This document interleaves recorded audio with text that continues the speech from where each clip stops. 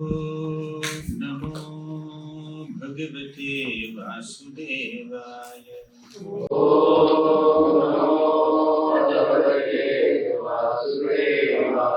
Om Namo Bhagavate Vasudevaya.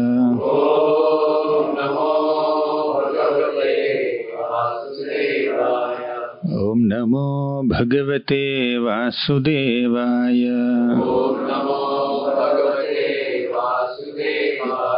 Om Ajnanatimmirandhasya Gnananjanashalakaya Chakshurinmilitam Yena Tasmai Shri Gurave Namaha. Nama Om Vishnupadaya Krishna Presthaya Bhutale Shrimate Bhaktivedanta Swamin Iti Namine.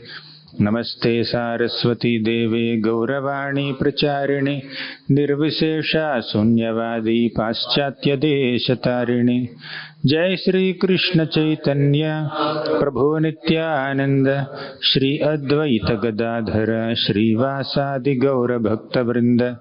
Hare Krishna Krishna Krishna Hare Hare Hare Rama Rama Rama Hare Hare.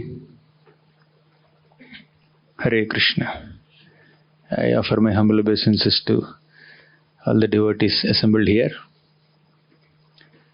On the occasion of Sri Krishna Janmashtami, let us try to discuss some amazing qualities of Krishna that we can also imbibe.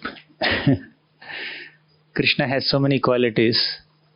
Of them, 64 prominent qualities are described by Rupa Goswami in the Bhakti Rasamrita Sindhu.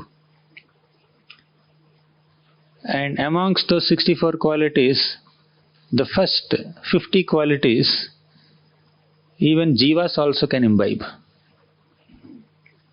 And beyond that, up to 55 qualities can be found in Lord Shiva's personality.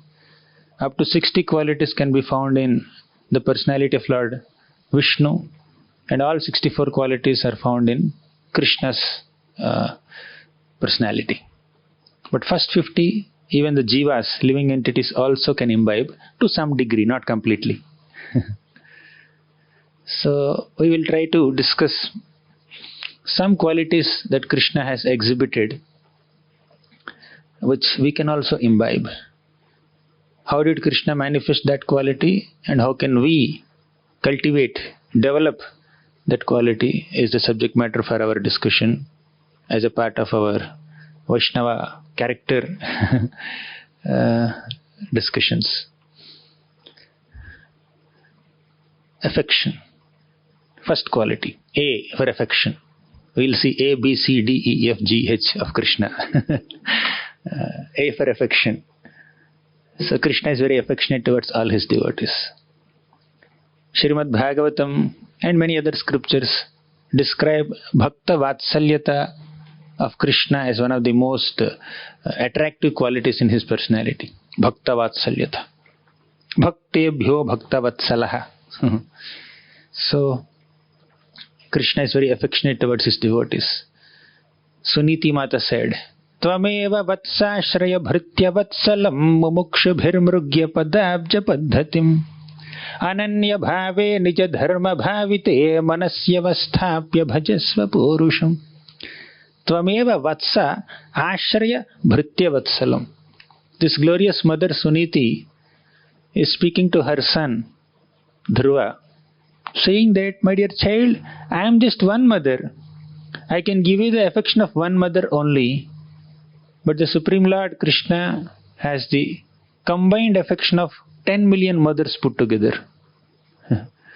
So he can give you the affection of 10 million mothers put together. Therefore you take his shelter. Tvameva vatsa ashraya bhritya vatsalam. Bhritya vatsala. Who is Bhritya? All of us are Bhrityas only. Bhritya means servant. We are all servants. Krishna is the master. Ekala Ishvara Krishna Arasabha Bhritya.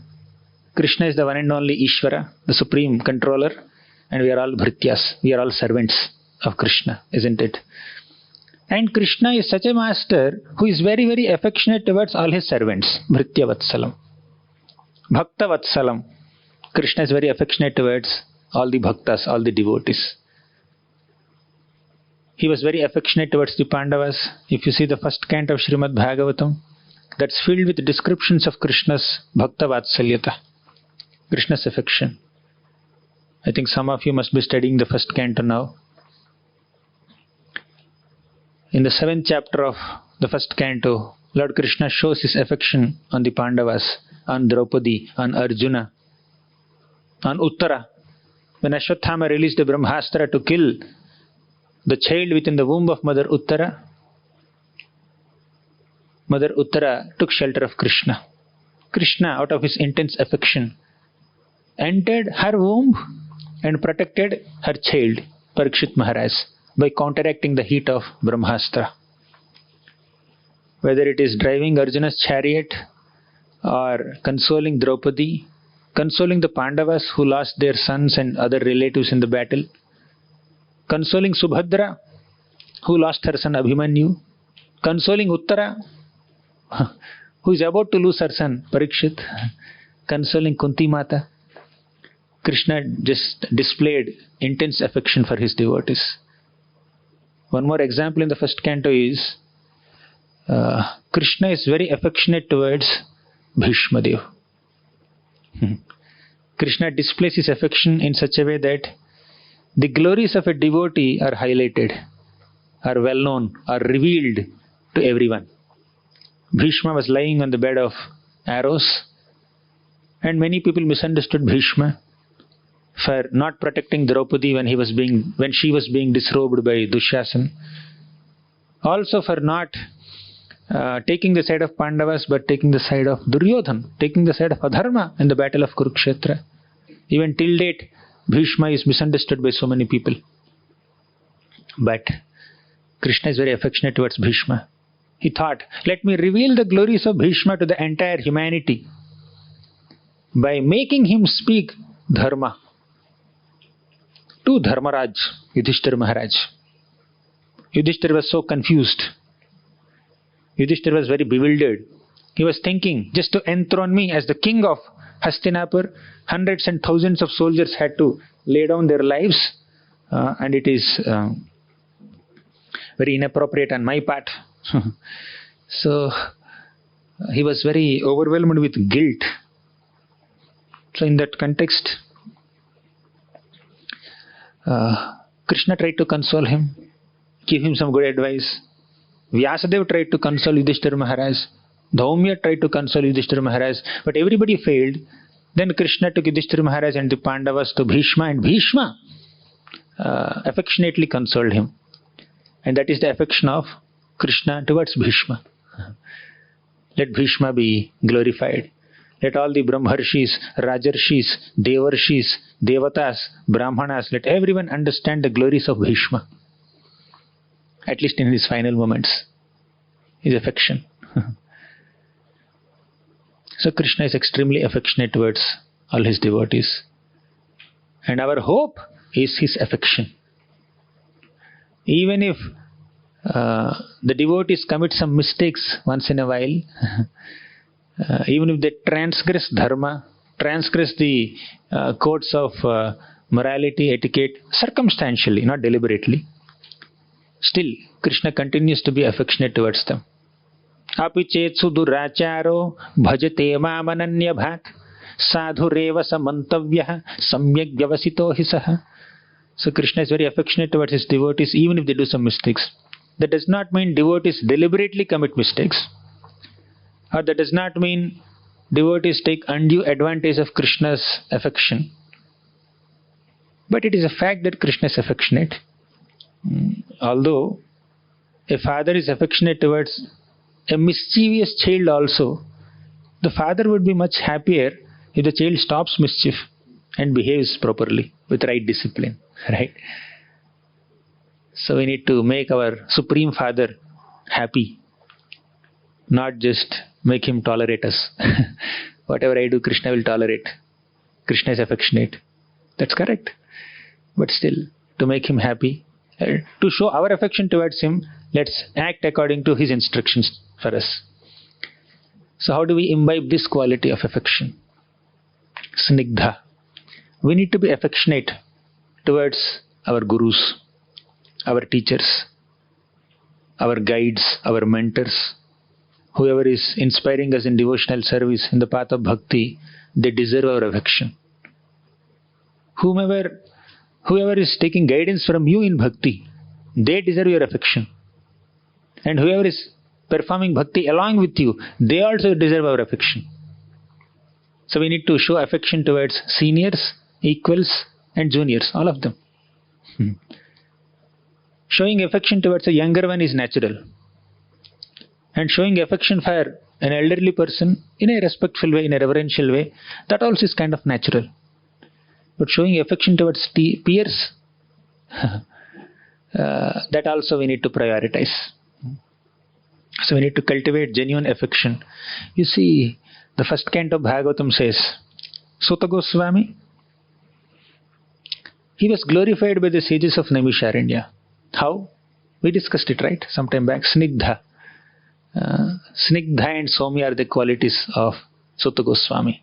Ved tattvam somya tatsarvam tatvatastada nugrahat bhruyuhu snigdhasya sishyasya guravo guhyam apyuta bhruyuhu snigdhasya sishyasya.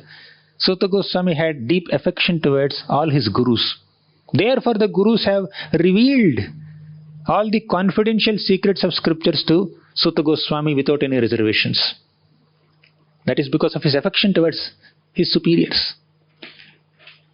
If you are affectionate towards your superior, you can learn more.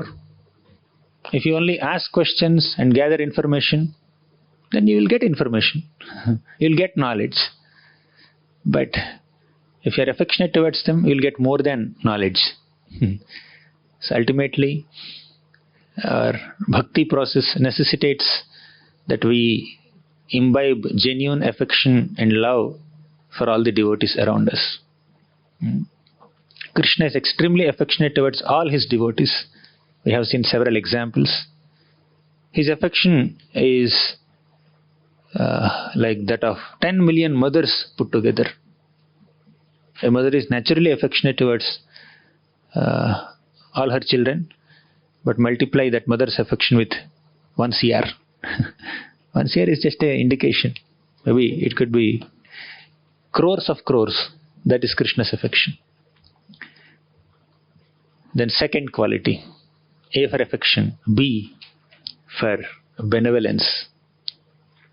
Benevolence means this is also somewhat similar to affection, but when we saw affection, it's more towards devotees, bhakta vatsala, bhritya vatsala. But benevolence is showing compassion on even someone who doesn't deserve that. Right? It's all encompassing. It is towards all the living entities. Kṛṣṇa is extremely benevolent towards even common living entities also. They may not be very exalted devotees like the Pandavas, like Vrajavasis, like Kunti Maharani, like Uttara, like Draupadi, like Arjuna, like Pandavas. May not be so, but in general, there are so many living entities, and Kṛṣṇa is very, very kind and compassionate and very benevolent towards them also. He is very accommodative. Isn't it? Tathaiva chanye naraloka veera ya ahave Kṛṣṇa mukhara vindam netraih pibanto nayana bhiramam parthastra putam padamapurasya. In the battlefield of Kurukshetra, Kṛṣṇa was driving Arjuna's chariot, and Arjuna was taking his arrows and then just shooting the arrows on the soldiers of Duryodhan, supporters of Adharma.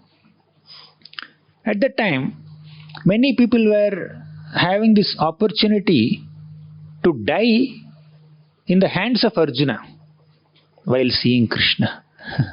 Tathaiva chanye naraloka veera. There are so many warriors, so many heroes in this world who all have assembled on the battlefield of Kurukshetra. Ya ahave Kṛṣṇa mukhara vindam. They were seeing the lotus-like face of Kṛṣṇa, Kṛṣṇa mukhara vindam, netraihi pibanto nayana bhiramam. With their eyes, they are drinking the nectar of Krishna's beauty while dying. On top of it, Parthastra Putam Padamapurasya. Partha Astra Putam. They were also purified by the astras, the weapons of Partha, Arjuna. Double purification. Now these people have taken side of adharma.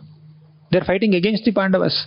But Krishna is so benevolent that he showered his merciful glances even upon these enemy soldiers who were dying in front of him, and Krishna had sent them, okay, go to Padamapurasya, go to the spiritual world, go to your spiritual destinations.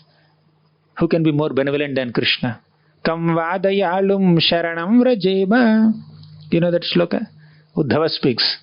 Aho bakiyam stanakalakutam jighamsaya paya yadapya sadhvi. Lebhe gatim dhatruchitam tatonyam kam vadayalum sharanam vrajema. This Putana, a witch, a baby catcher, Yatu Dhani, Pishachi, whatever you may call.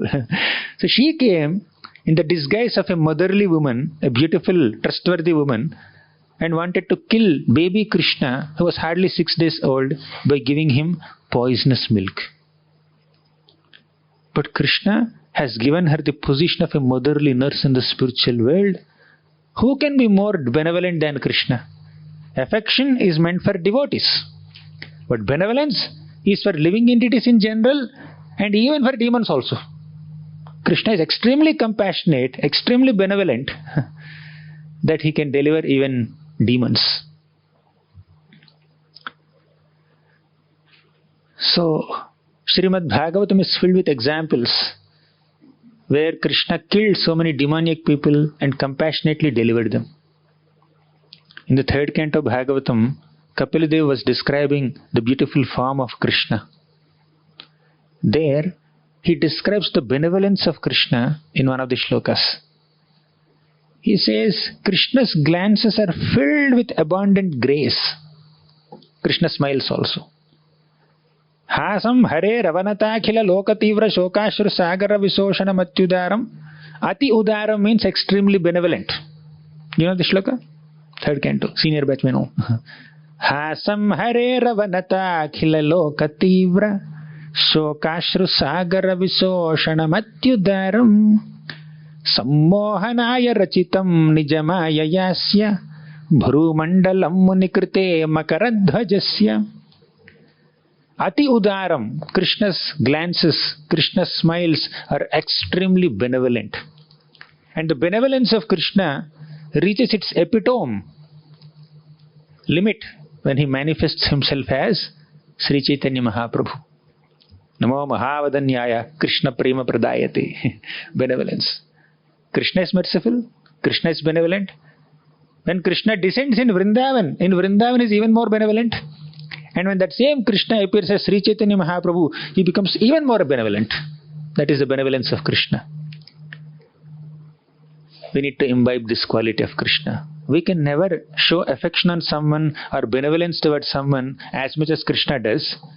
But because we are amshas of Krishna, we are minute fragmental parts of Krishna, we need to imbibe minute fragmental parts of his qualities also. Let's imbibe some of his benevolence, little bit, a drop. He's an ocean of benevolence, let's have some drop of benevolence at least. He's an ocean of affection, let's have some drop of affection. So we need to be affectionate towards other devotees, whether they are seniors or equals or juniors, but we need to be very benevolent towards common people also. We need to be kind and compassionate towards others also. And that is the nature of a Vaishnava. Even though some people are not practicing bhakti, still a Vaishnava is compassionate and benevolent, trying to bring them closer to Krishna. But the problem with a struggling sadhaka or an immature sadhaka is, they may show so much of benevolence towards new people, they may not have similar affection towards practicing devotees.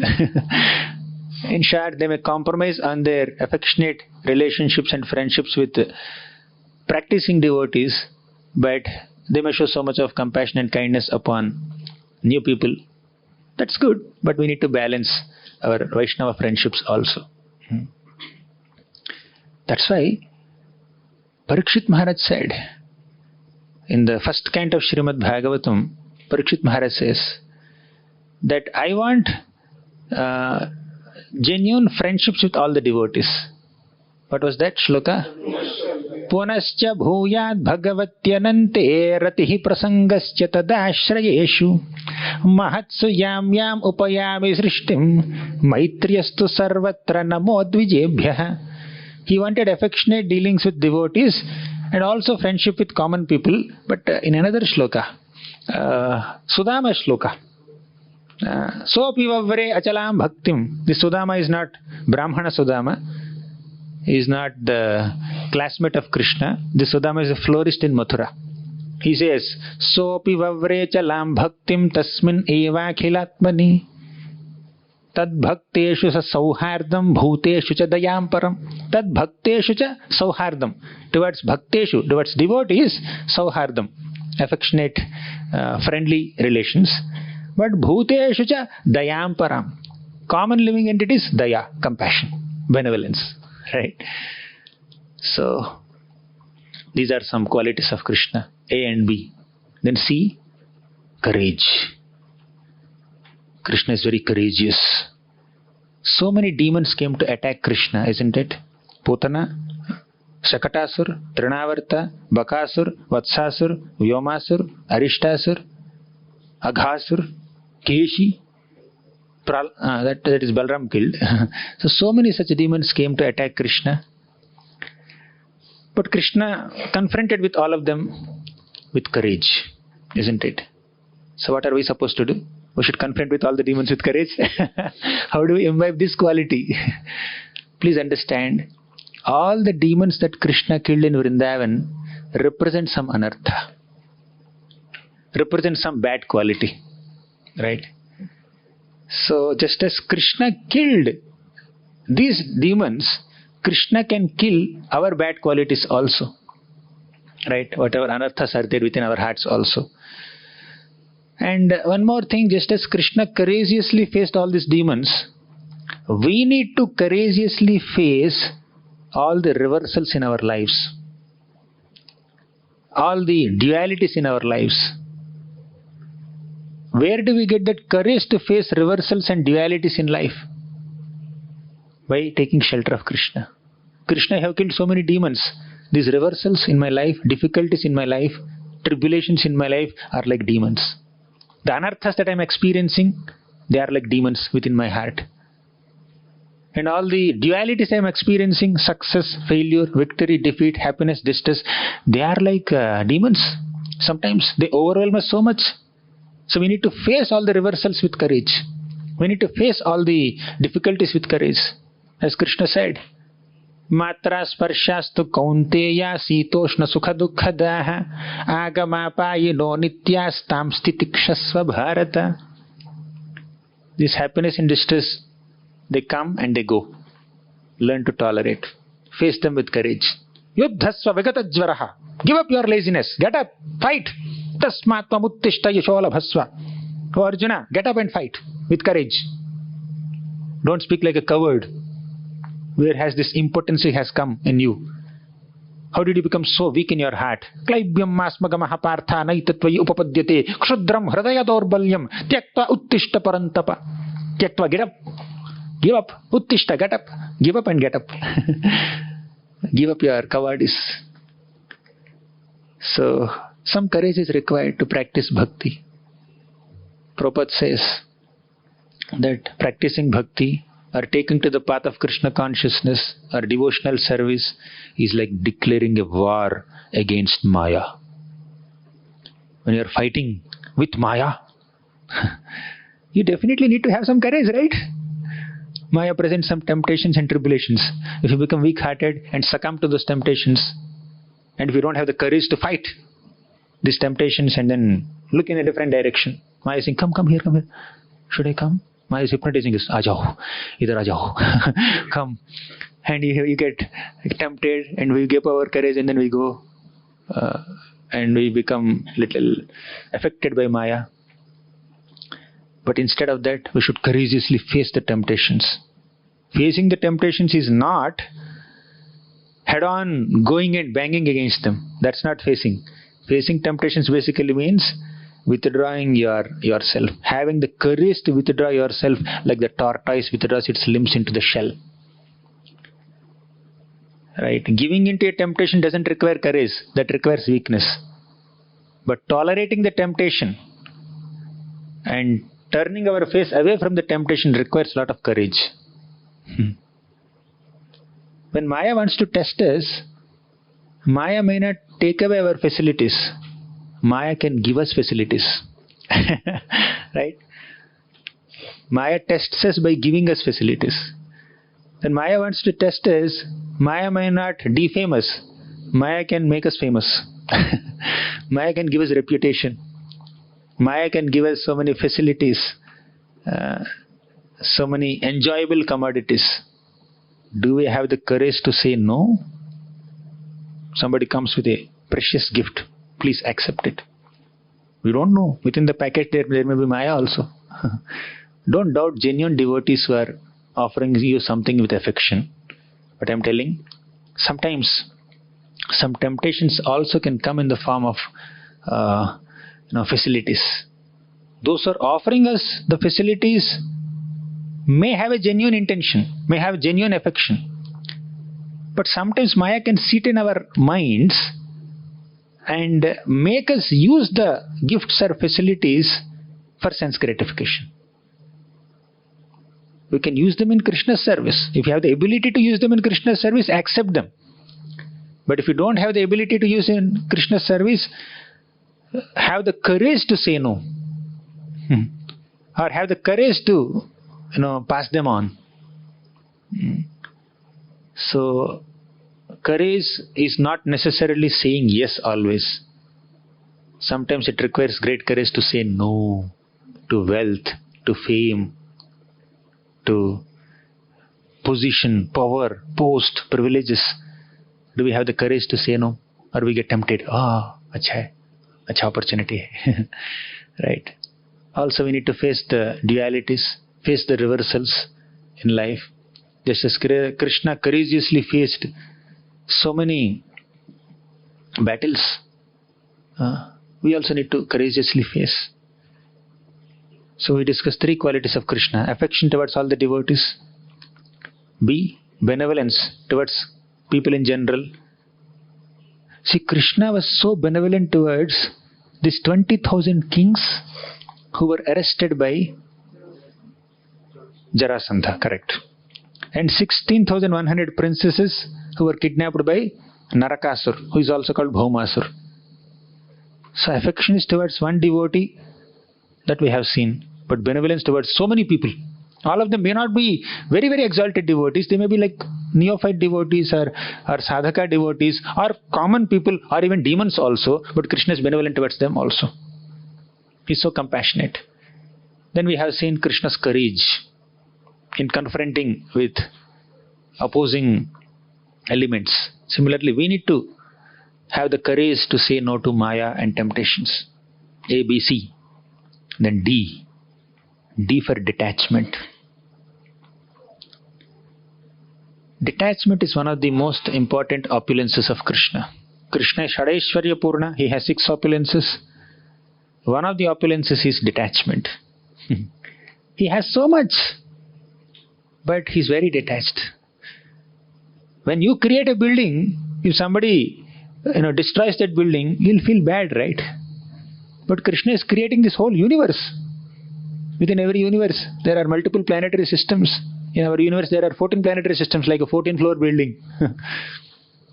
And within one breathing period, the Lord destroys everything. Yes. And all the universes enter His body. So when you create something, generally we get attached to our creation.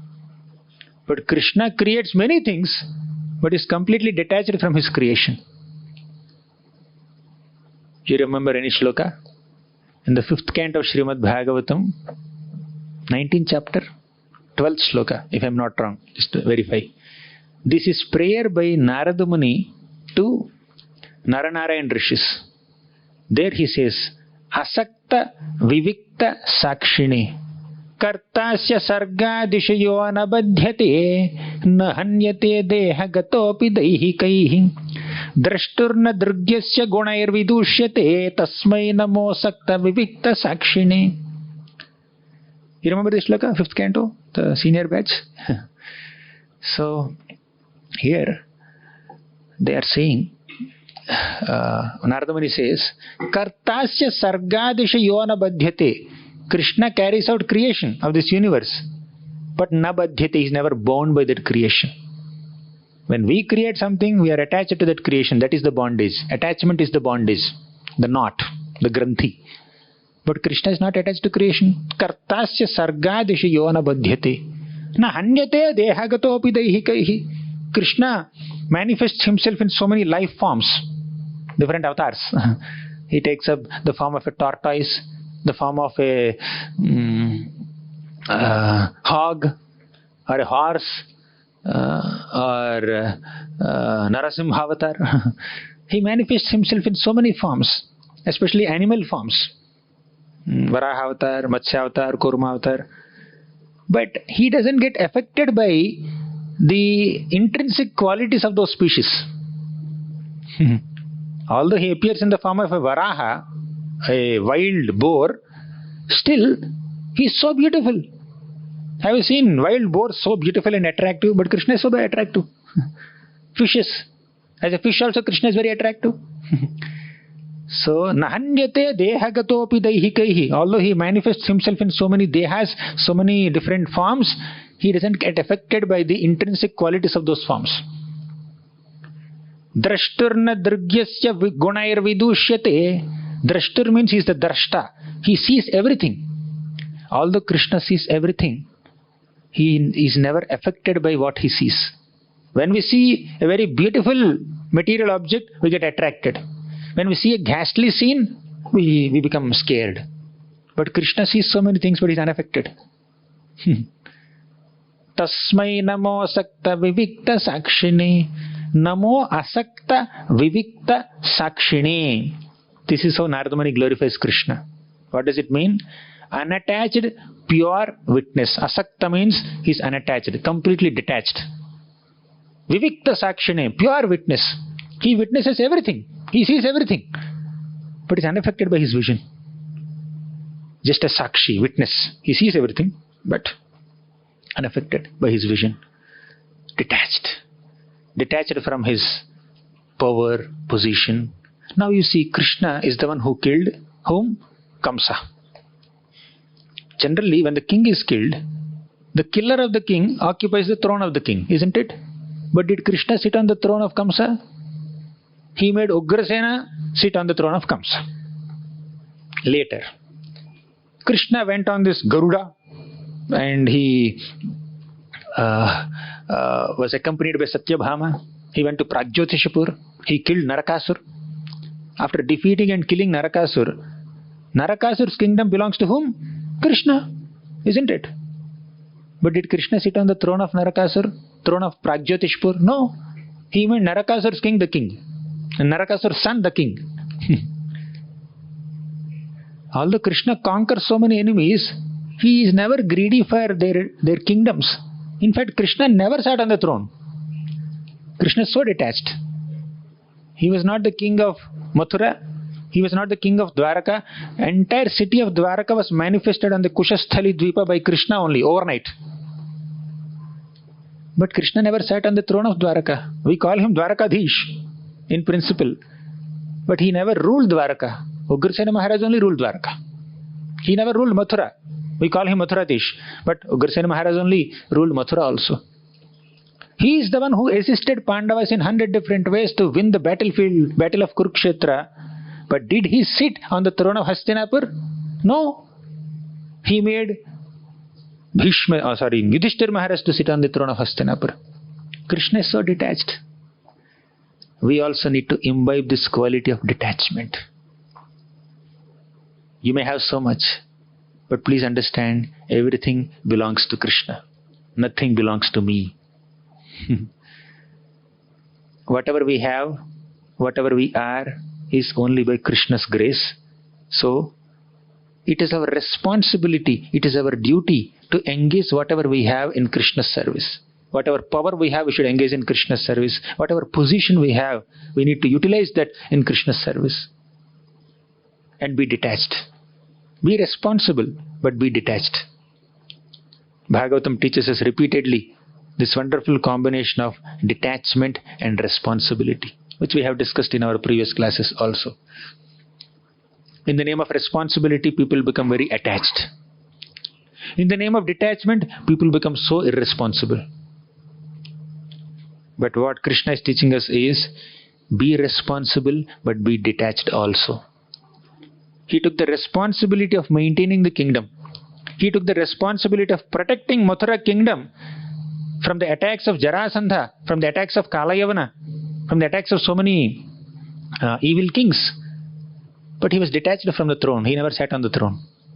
He never said, if I had not fought with all these enemies, you people will be on the roads. Mathura city would have been destroyed. So, make me the king. And even if Krishna wants it, people will be very happy. Ugrasena Maharaj would have done Pattabhishek for Krishna if Krishna ever desired it. But Krishna never desired it. He's like a subordinate. He goes and folds his hands and says, oh my dear King Ugrasena Maharaj, I have some reports in our kingdom. Let me read out these reports for you. Uddhava narrates all this bewildering activities of Krishna. He enthrones Ugrasena Maharaj and he acts like a subordinate. Maharajji, what am I supposed to do? Detachment. So we need to imbibe this quality of detachment. Nothing in this world is permanent. Our power, our position, our privileges, our health, our beauty, our lifespan, nothing is permanent. What is permanent?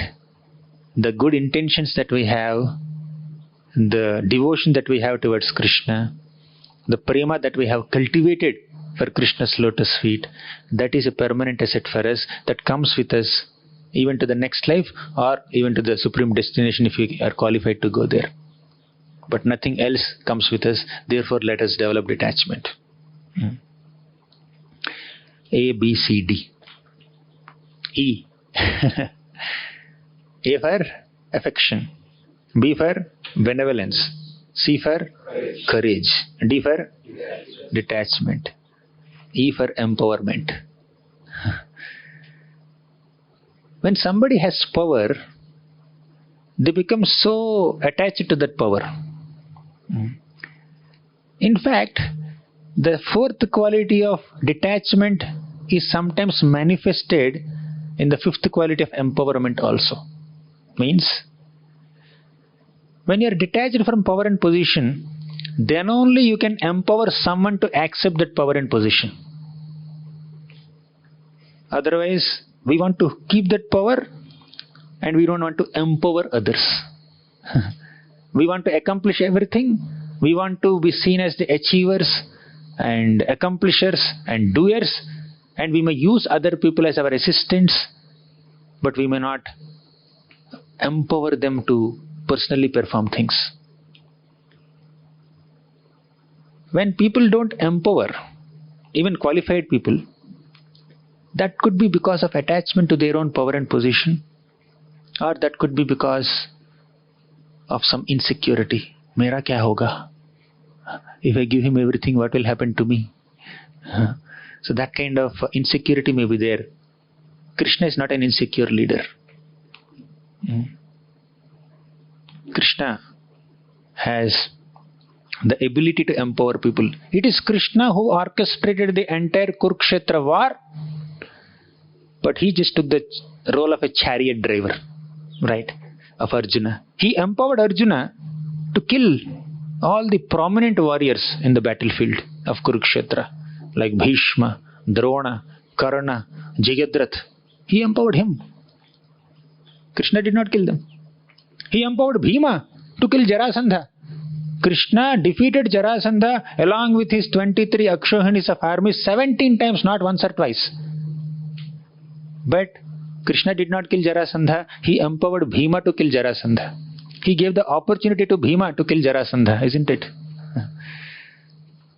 Bhima was trying to fight with Jarasandha for 4 weeks, 28 days. But still, Bhima could not kill Jarasandha. Then Krishna gave him an idea. He bifurcated a twig like this, threw the two pieces in different directions, and Bhima got an idea. This is how I need to kill Jarasandha. Then he bifurcated the body of Jarasandha like this, by keeping one of his legs on Jarasandha's one leg, and he caught the other leg with his two hands and just ripped apart Jarasandha's body into two pieces. And that's how Bhima killed Jarasandha. And who empowered him? Who gave him the idea? Who gave him the opportunity? Krishna. So when there is insecurity and attachment within our hearts, we may not be able to empower qualified people. We want to hold on to our power and position and privileges. As Prabhupada writes in the first canto of Bhagavatam, we are referring so much to the first canto of Bhagavatam today. Srila Prabhupada writes beautifully in the first canto of Bhagavatam that many leaders in this world, in this Kali Yuga, they want to hold on to their positions till the fag end of their lives. But in the previous yugas, the kings, as soon as they find a proper descendant, they transfer all the responsibility to those descendants, empower them, and they go to take full-time devotional service. That is the nature of a Vaishnava king in the previous yugas. But Prabhupada says that is not seen in Kali Yuga rulers. So Krishna is the supreme ruler. He empowers his devotees to perform unimaginable activities. Whether it is Bhima or Pandavas or Uddhava. Krishna could have gone to Badrikashram and has given the final class to Badrikashram devotees. No. Krishna taught Uddhava Gita to Uddhava, and Krishna said, you go and teach on my behalf. What will you do? I will go to spiritual world. You go and teach. You are as good as me. This is the nature of Krishna. Empowerment. Not just delegation, but empowerment. A, B, C, D, E. 5 qualities are over. What's the time now? Do we have? Oh. I'll nevertheless continue for a few more minutes. A, B, C, D, E. Then F. F for forgiveness. Krishna is so forgiving. Rupa Goswami describes in Bhakti Rasamrita Sindhu Krishna's quality of forgiveness. You see, in the 10th canto of Srimad Bhagavatam, so many demons attacked Krishna, attacked Vrajavasis, but no demon has created as much havoc as a devotee has created. And the devotee was Indra. Indra created a devastating rainfall in Vrindavan to destroy all the gopis, all the gopas, all the cows and calves and bulls and Krishna himself. Nobody planned to destroy entire Vrindavan. Most of the demons are coming and attacking directly Krishna or Balaram. And Aghasura is like one demon who tried to attack all the boys and all the calves and thus emotionally weaken the elderly gopas and gopis and thus kill them. But Aghasura also did not create as much havoc as Indra has created. But still, when Indra realized his mistake and came to Krishna along with Surabhi and begged forgiveness, Krishna said, okay, I forgive you. We are cancelling Indra Puja next year also, next to next year also, forever actually. But still, you continue in your position as the ruler of heavenly planets, the king of all the devatas. Because you realized your mistake, I give you another chance. He forgives. And after deity worship, we chant these mantras, right? Aparadha Shodhana mantras. Aparadha sahasrani kriyante harnishammaya daso hamiti mamatva kshamasva madhusudana. Kshamasva. considering me as a servant. Oh Krishna, please forgive me. Aparadha sahasrani. I have committed hundreds of offenses. Sahasra means thousands of offenses I have committed. Still you forgive me. Krishna says, okay, I'll forgive you. You are asking for forgiveness. You see? Thousands of offenses. Because Krishna is affectionate towards his devotees. Because he has the first quality, he is exhibiting the sixth quality. Because he has the first quality of affection, he is exhibiting the quality of forgiveness. Even if the children are little mischievous, father forgives, accommodates. He desires that they behave themselves properly, but still, even if they do some mischief, father is very forgiving, excuses the mistakes. Apuchet suduracharo bhajate mamananya bhak. If you do bhajan of Krishna, even if there is some sudurachara, circumstantially, not deliberately, then there is forgiveness. So, we should not take undue advantage of Krishna's forgiveness. He is eternally kind and compassionate. At the same time, he may punish us also if we deliberately do some mistakes and offenses. In a similar way, Krishna forgave Brahma also. Brahma has kidnapped, at least Indra's mistake brought all the Vrajavasis together under Govardhan for 1 week. But Brahma's mistake separated Krishna from all his beloved friends and calves for 1 year. Still, when Brahma came and with tears in his eyes, tears in his 8 eyes, when he begged forgiveness, Krishna forgave. He was grave initially, but later when Brahma went to Antardvip and performed some tapasya, then Krishna appeared in front of him and said, I forgive you, don't worry.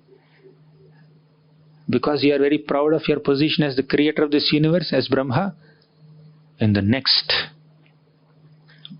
incarnation of mine, when I become Lord Sri Chaitanya Mahaprabhu, you will become Haridas Thakur. You will not have the same social status that you have now. Now you are Prajapati Nam Abhivanditah Pati. At that time, you will be devoid of any such social status.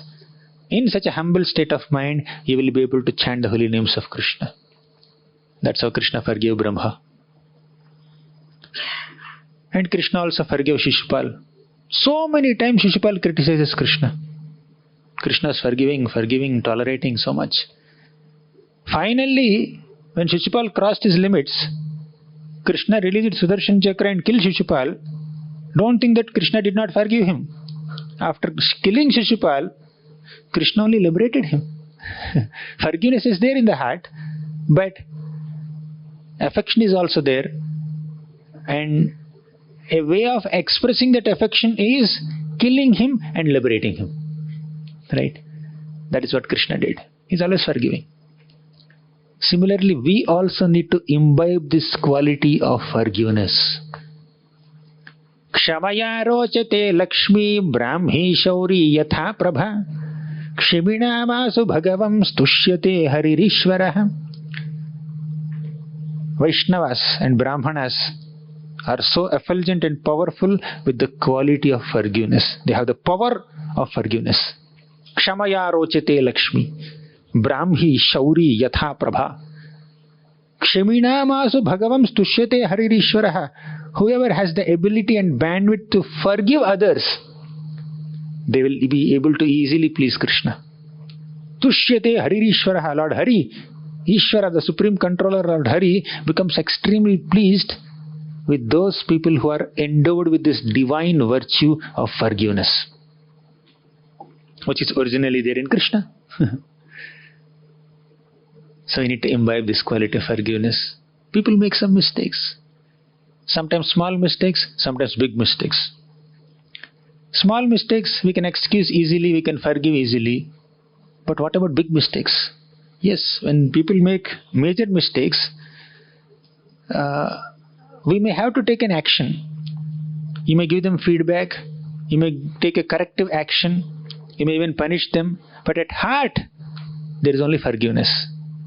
How can you punish somebody with forgiveness in the heart?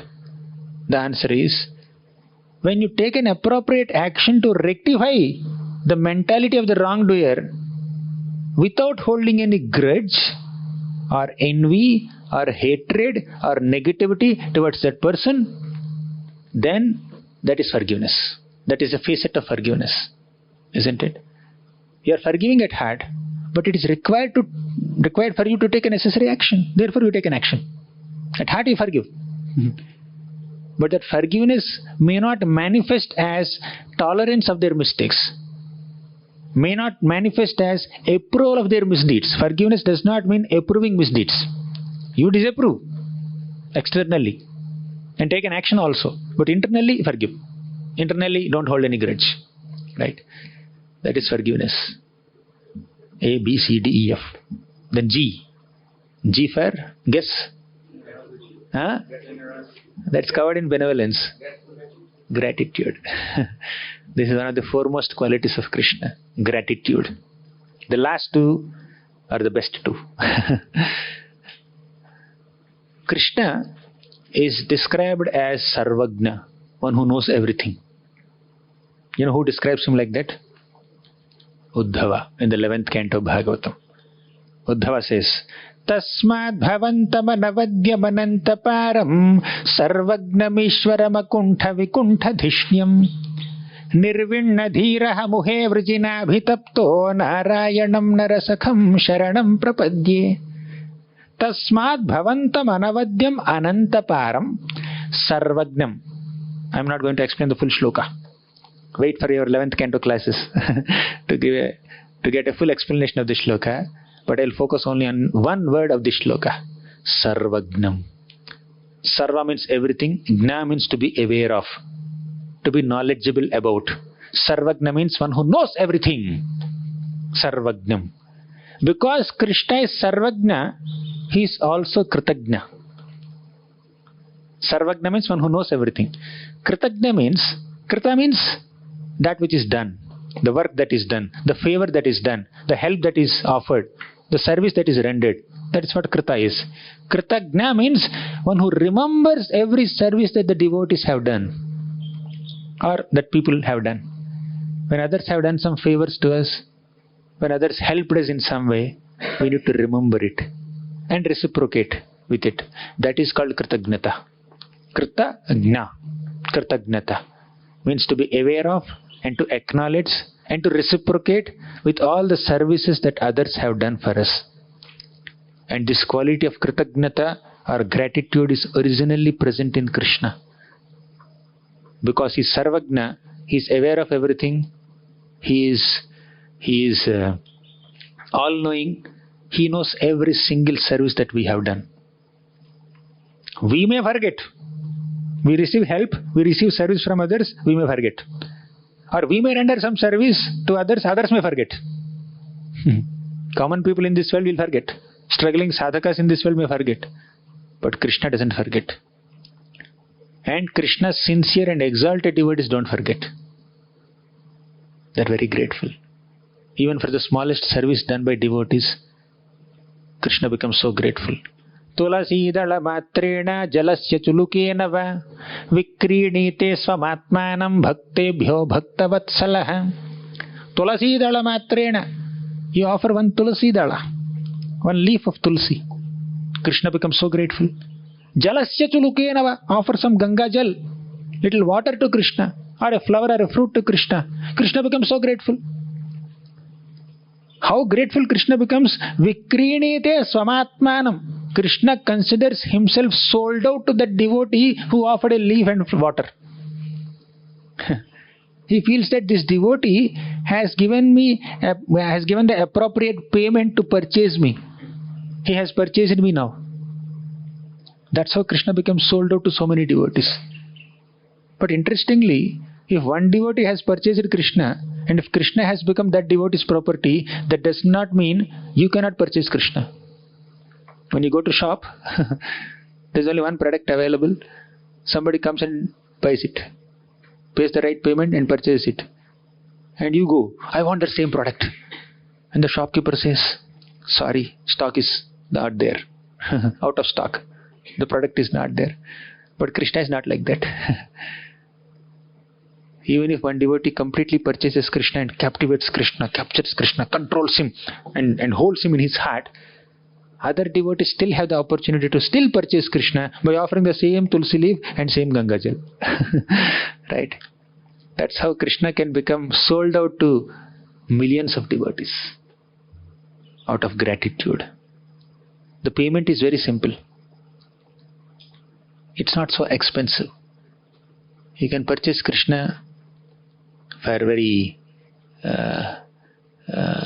even if you are not so wealthy, you can purchase Kṛṣṇa. Kṛṣṇa gives himself to his devotees, or Kṛṣṇa gives his own abode to his devotees, even if the devotees do little service. Forget offering tulsi leaf and even water also. Even if you don't offer such simple offerings, if you make some offering within your mind also, Kṛṣṇa gives his abode. नाथे नः पुरुषोत्तमे त्रिजगताम् एकाधिपे चेतसा सेव्ये स्वस्य पदस्य दातरिपरे नारायणे तिष्ठति यं कञ्चित् पुरुषाधमं कतिपयाग्रामेशमल्पार्थतम् सेवायै मृगयामहे नरमहो मूढावराका वयम्. नाथेनः पुरुषोत्तमे त्रिजगताम्. Kṛṣṇa is the Purushottama, the Supreme Lord. Nathenaha Trijagatam. He is the Supreme Master of all the three worlds.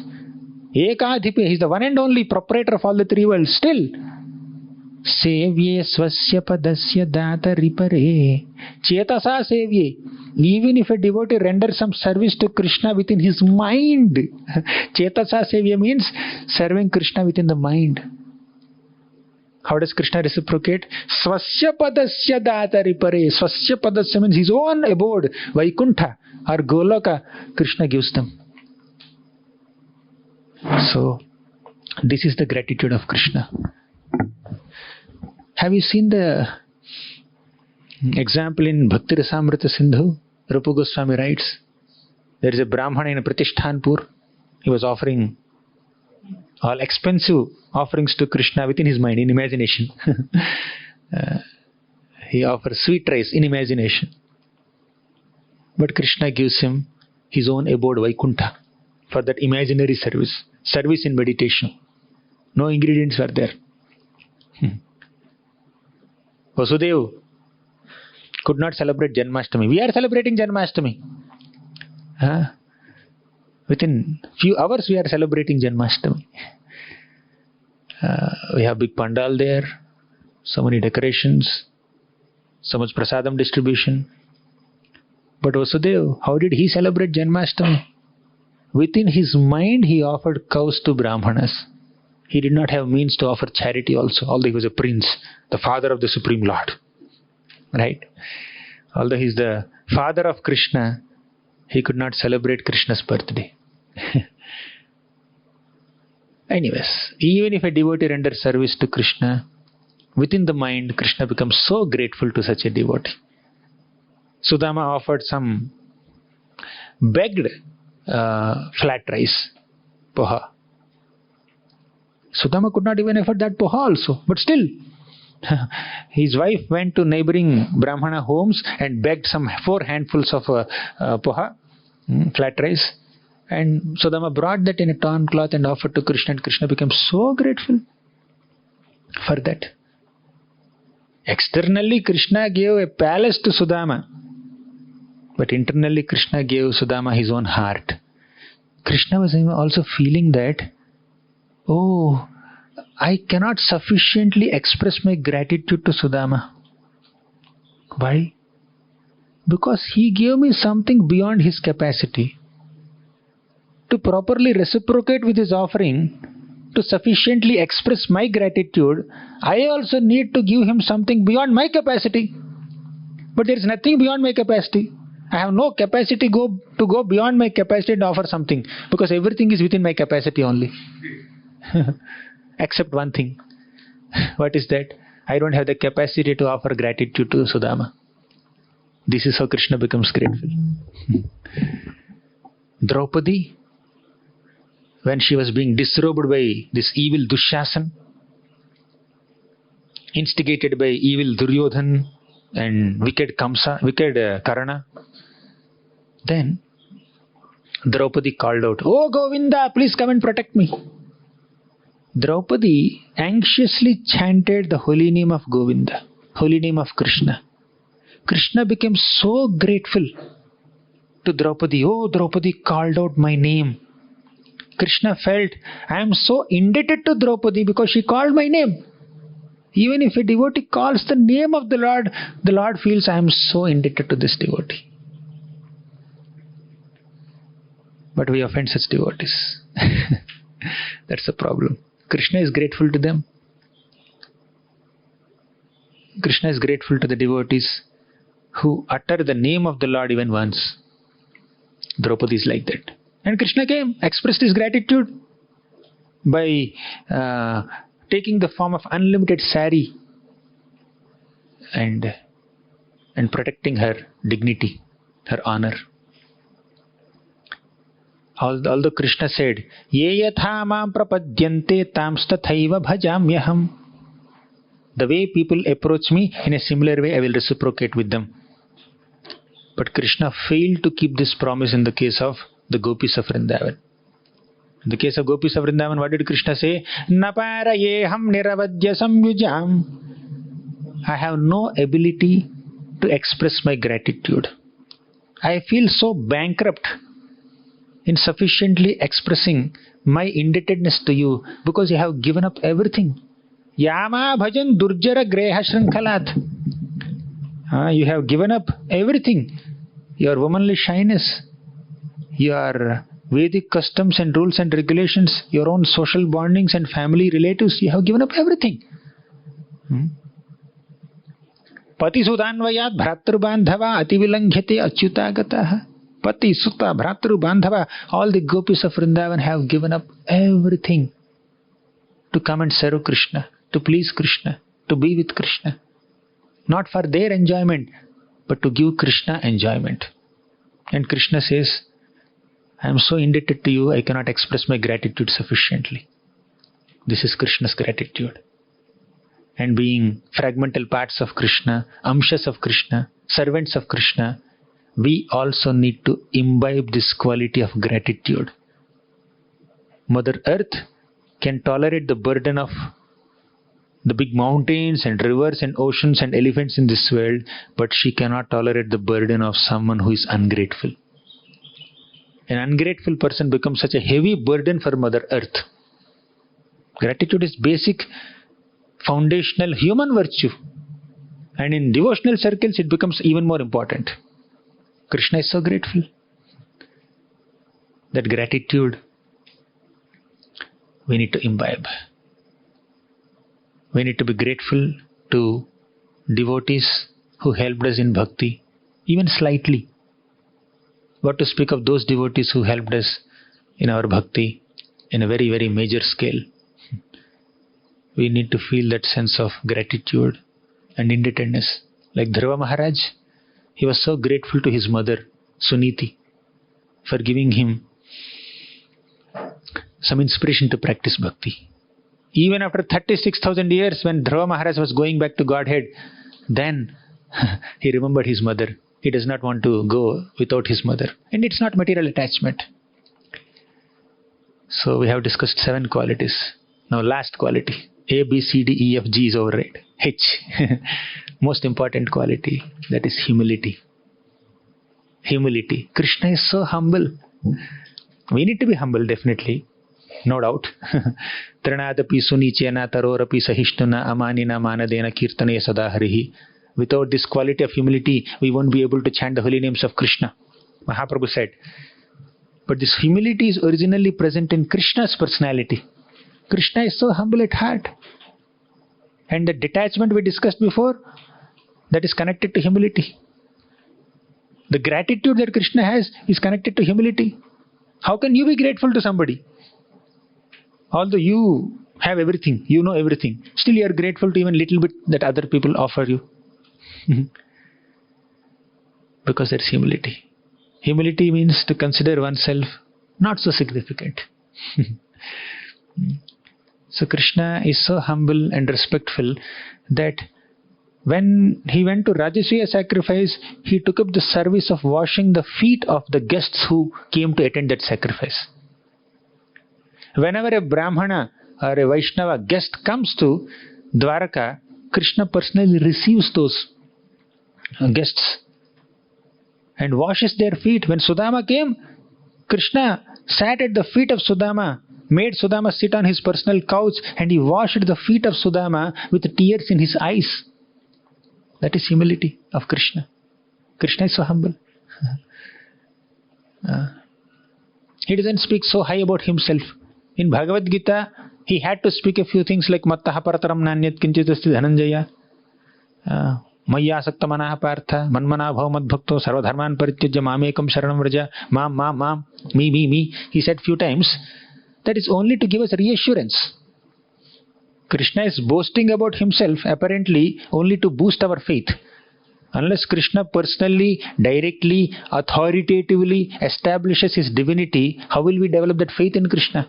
For that purpose he spoke about himself. But Krishna is so bashful, he is so humble. He doesn't want to speak so high about himself. He always wants to take a low profile. He is so humble, therefore he did so many menial services to the Pandavas, isn't it? Sarathya parishada sevana sakhya dautya virasananugamanastavana pranaman snigdheshu pandushu jagat pranatim cha vishnor bhaktim karoti nrpatischarana ravinde. Krishna plays the role of a chariot driver of Arjuna out of humility. Krishna acts as a messenger. Who acts as a messenger? One who is very weak acts as a messenger. But Krishna acts as a messenger on behalf of the Pandavas. He goes to negotiate with Duryodhan, and Duryodhan insults Krishna. Still Krishna is so humble.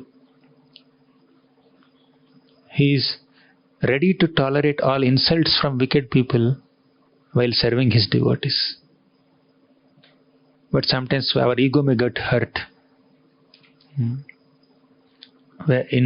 While serving a great personality, if you face some inconvenience, if you face some insults, we may feel uncomfortable. Our ego may get hurt. Oh, okay.